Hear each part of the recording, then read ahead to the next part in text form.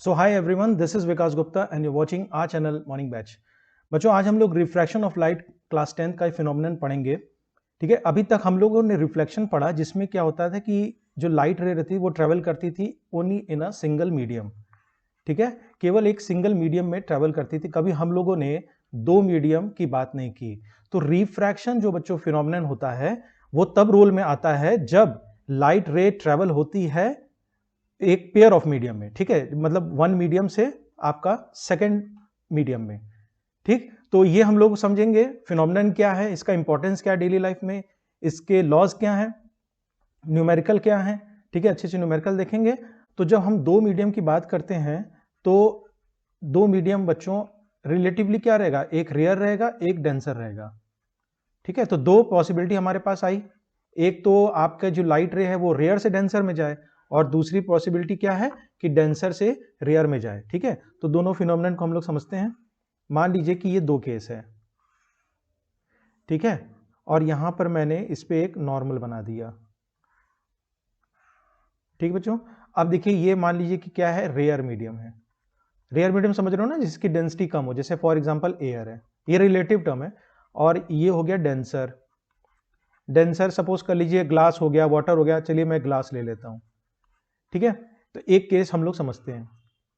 तो इसमें क्या होता है कि सपोज कर लीजिए कि रेयर मतलब एयर जो है आपका, रेयर मीडियम से जब इंसिडेंट रे, ध्यान देना मेरे वर्ड्स को, ऑब्लिकली आए। ठीक है, ये क्या होना चाहिए, ऑब्लिकली आना चाहिए, सीधा नहीं पड़ना चाहिए। तो जब रेयर से डेंसर की तरफ जाता है तो जो लाइट रे आई थी वो आपकी क्या थोड़ी सी बेंड हो जाती है और वो नॉर्मल की तरफ चली जाती है। क्लियर? ठीक है, ये आ गया इंसिडेंट, ये आपका रिफ्रैक्टेड रे। अभी मैं नॉमेनक्लेचर कर दूंगा।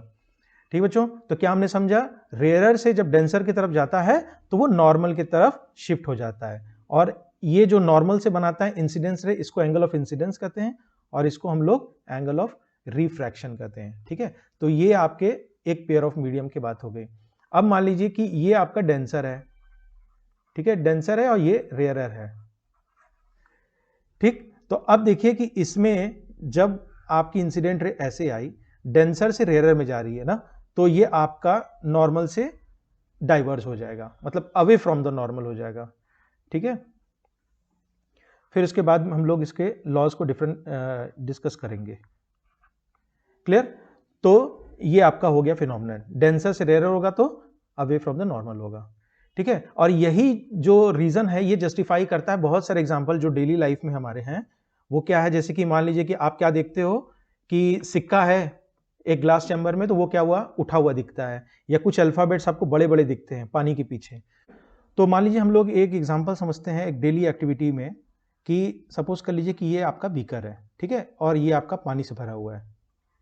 ठीक, आपका ये पानी से भरा हुआ है, और एक सिक्का जो है कॉइन प्लेस्ड है बॉटम पे। तो आपको बच्चों क्या दिखेगा, ये सिक्का थोड़ा सा उठा हुआ दिखेगा। ये भी आप जस्टिफाई कर सकते हो रिफ्रैक्शन से। ठीक है, तो ये कैसे हम लोग जस्टिफाई करेंगे, देखो ये जो सपोज कर लीजिए कि ये इंटरफेस है आपका पानी का, ये एयर है और ये वाटर है। ठीक, तो अभी हम लोगों ने क्या समझा कि जब भी डेंसर से, ये मान लीजिए कि लाइट रे इंसिडेंट हुई, डेंसर से रेयरर की तरफ जाएगी तो क्या होगा, मान लीजिए कि ये नॉर्मल है, तो क्या होगा बताइए, ये आपका नॉर्मल से अवे जाएगा। ठीक है, और इसी लाइन को आप जब वापस प्रोड्यूस कर दोगे, ये वाली, तो देखिए ये आपकी इंसिडेंट हुई और ये आपका रिफ्रैक्टेड हुई। ठीक बच्चों, तो आपका क्या बना, सपोज कर लीजिए आपकी आई है, तो आप क्या देखोगे कि सिक्का थोड़ा सा डिस्पर्स्ड है अपनी जगह से। ठीक है, ये फिनोमिनन आप समझा सकते हो किसके मैकेनिज्म से, रिफ्रैक्शन के मैकेनिज्म से। ठीक है, तो बिना देरी करते हुए जो इसके और बाकी इंपॉर्टेंट पॉइंट्स हैं ये तो आप समझ गए हो, रिफ्रैक्शन होता क्या है। अब इसके हम लोग लॉज पे चलते हैं। तो जो लॉज है बच्चों, इसके दो लॉज हैं। इसमें बेसिकली एक सिंपल लॉ है और दूसरे को हम लोग स्नेल्स लॉ भी कहते हैं। ठीक है, तो मैं बोल दे रहा हूं, आप उसको नोट डाउन कर लेना। तो पहला लॉ है बच्चों, जो आपकी इंसिडेंट रे होती है, इंसिडेंट रे, ठीक है, रिफ्रैक्टेड रे, रिफ्रैक्टेड रे और नॉर्मल रे। ठीक है, नॉर्मल रे, ठीक है, they lie in the same plane at the point of incidence. ठीक है, lie in the same plane at the point of incidence. Clear? ये आपको क्लियर हो गया? देखिए इसको मैं नॉमेनक्लेचर पहले कर दूं ताकि आपको क्लियर रहे। ये आपकी हो गई इंसिडेंट रे, ठीक है, ये आपकी हो गई नॉर्मल रे, और ये आपकी हो गई रिफ्रैक्टेड, ठीक है, रिफ्रैक्टेड रे। मतलब हम लोग फिनोमिनन को क्या समझे कि bending of light rays when it happens, bending of light rays at the junction of the two medium when light rays enter obliquely, ठीक है। तो इसको हम लोग फिनोमिनन को रिफ्रैक्शन कहते हैं। लॉ ये हो गया। दूसरा बच्चों बहुत इंपॉर्टेंट है और इस पे मैं न्यूमेरिकल भी कराऊंगा, वो है स्नेल लॉ, ठीक है, स्नेल्स लॉ। ये कहता है, ध्यान सुनना, कि जो एंगल ऑफ इंसिडेंस है उसके साइन और एंगल ऑफ रिफ्रैक्शन के साइन का जो रेशियो होता है उसको हम लोग क्या बोलते हैं? Constant. That is constant for any given pair of medium. ध्यान देना, गिवन पेयर ऑफ मीडियम मतलब कि एयर वाटर का अलग कहानी रहेगा, एयर ग्लास का अलग कहानी रहेगा, ठीक है।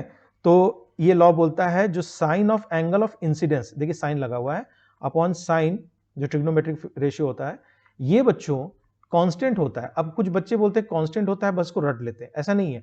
आपको याद रखना है कि for any given pair of medium, given pair of medium, medium तो कुछ भी हो सकता है, आप जस्टिफाई करोगे ना कि ये कांस्टेंट होता है, किसके लिए होता है? तो for any given pair of medium, ये लाइन बहुत इंपॉर्टेंट है कि एयर ग्लास की बात हो रही है कि एयर वाटर की बात हो रही है, ये आपको मालूम होना चाहिए, ठीक है। और इसी कांस्टेंट को हम लोग कहते हैं रिफ्रैक्टिव इंडेक्स, ठीक है। रिफ्रैक्टिव इंडेक्स एक्चुअली बताता है कि कितना डाइवर्ज होगा इंसिडेंट रे किसी मीडियम में जाने पे, ठीक है। तो sine i upon sine r ये आपका कांस्टेंट हो गया for any given pair of medium, for given colour of light के लिए भी, और इसी को हम लोग कहते हैं रिफ्रैक्टिव इंडेक्स। अब जैसे मान लीजिए कि रफली मैं बता रहा हूं कि ग्लास का आपका 1.5 होता है, ठीक है, वाटर का आपका कितना होता है? 1.34 लमसम, ठीक है बच्चों। तो ये आपका हो गया। तो इसके बाद हम लोग फटाफट एक न्यूमेरिकल देख लेते हैं, एक या दो न्यूमेरिकल देख लेते हैं जिससे आपको क्लियर हो सके। ये क्वेश्चन हम लोग देखते हैं बच्चों, पहले मैं पढ़ देता हूं। If a ray is refracted at an angle of 30 degree, ठीक है, और रिफ्रैक्टिव इंडेक्स आपका दिया हुआ है, सिंपल है, तो find the angle of incidence, ठीक है। तो जो स्नेल लॉ है पहले उसको मैं लिख लेता हूं, sine i upon sine r, ठीक है, sine i upon sine r is equal to, ये आपका दिया हुआ है कांस्टेंट, ठीक है। इसमें आप फिलअप कर लीजिए साइन आई, देखिए एंगल ऑफ इंसिडेंस निकालना है तो आप इसको लिख लीजिए sine i upon sine r, ठीक है, साइन ऑफ रिफ्रैक्टेड, तो आपका एंगल रिफ्रैक्शन कितना हो गया? 30 डिग्री, ठीक है, is equal to constant, refractive index ही कांस्टेंट होता है, ये आपका दिया हुआ 1.3, तो साइन आई कितना हो गया? साइन 30 1/2 होता है इंटू 1.3, ठीक है, ये हो गया 0.5 इंटू 1.3, ठीक है। ये आपका साइन आई हो गया, अभी एंगल नहीं निकला है, तो आई के लिए आप क्या करोगे?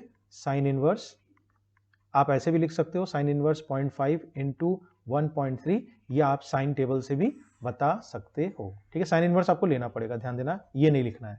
तो ये आपका हो गया, ठीक है, और आप ये इसमें जस्टिफाई कर सकते हो। एंगल आपका जो बच्चों होता है, जो एंगल ऑफ इंसिडेंस होता है वो आपका 0 से 90 के बीच में होता है, ये बात ध्यान रखना, ठीक है। चलिए देखते हैं एक नेक्स्ट क्वेश्चन। इसमें मैं शॉर्ट में लिख दे रहा हूं बच्चों कि मान लीजिए कि एंगल ऑफ इंसिडेंस आपका 60 डिग्री है, ठीक है, सपोज कर लीजिए, और एंगल ऑफ रिफ्रैक्शन, ठीक है, ये एंगल है आपका, ये आपका 45 डिग्री है। तो सिंपल पूछा है कि आपका रिफ्रैक्टिव इंडेक्स क्या है, ठीक है। अभी नेक्स्ट वीडियो में मैं रिफ्रैक्टिव इंडेक्स के पूरे डेरिवेशन को बताऊंगा और अच्छे अच्छे न्यूमेरिकल बताऊंगा, ठीक है। तो देखिए इसमें फिर आप स्नेल लॉ अप्लाई कर दीजिए। स्नेल लॉ आपका क्या हुआ? Sine i upon sine r, simple, sine i मतलब कि साइन 60, इंसिडेंस ये है साइन 60, और साइन 45, ठीक है, ये आपका रिफ्रैक्टिव इंडेक्स आने जा रहा है। तो साइन 60 कितना हो गया? √3/2, और साइन 45 क्या हो गया? 1/√2, ठीक है। और इसको आप सिंप्लीफाई करना चाहो तो कर सकते हो। तो ये बच्चों आपका देखिए सॉल्व करने पे क्या आएगा? √3/2, और ये ऊपर चल जाएगा 1/√2, तो ये हो जाएगा √2/1, ठीक। यहाँ पर आप कैंसिल वगैरह कर दो, √3, यहाँ पर देखिए 2 √2 है, एक √2 कैंसिल हो जाएगा, तो ये आपका आ जाएगा √3/√2, ठीक बच्चों। तो ये आपका आंसर हो गया रिफ्रैक्टिव इंडेक्स। तो बच्चों आज की वीडियो में बस इतना ही। अगर आपको ये वीडियो जरा भी इंफॉर्मेटिव और यूजफुल लगा होगा तो इसको मैक्सिमम लोग से शेयर करना, और अगर आप चैनल पे नए हो तो इसको सब्सक्राइब करना मत भूलना। मिलते हैं नेक्स्ट वीडियो में एक नए टॉपिक के साथ। Till then keep learning.